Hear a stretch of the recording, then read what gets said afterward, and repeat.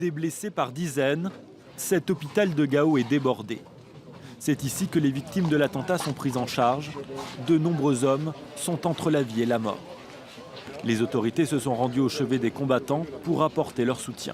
C'est aussi un message à l'endroit de tous.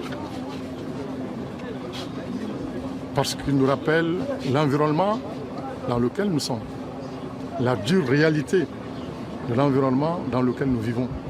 L'attaque a eu lieu dans ce camp où étaient basés des groupes signataires de l'accord de paix au Mali.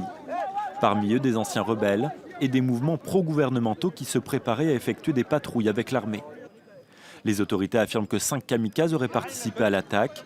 Un attentat revendiqué dans un communiqué à une agence de presse mauritanienne par l'organisation Al-Morabitoun, un groupe terroriste dirigé par le djihadiste Mokhtar Belmokhtar, rallié à AQMI depuis plus d'1 an. Dans un autre communiqué diffusé sur Internet, cette organisation, Al-Qaïda au Maghreb islamique, affirme que l'attaque visait à punir ceux qui collaborent avec les troupes françaises au Mali. Nous n'autorisons pas l'installation de baraquements et de bases, ni le regroupement de patrouilles et de convois appartenant aux occupants français pour faire la guerre aux Moudjahidines.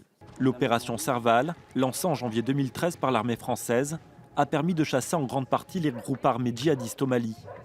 Depuis août 2014, l'opération Barkhane permet quant à elle le maintien de troupes au sol pour assurer la stabilité dans la région.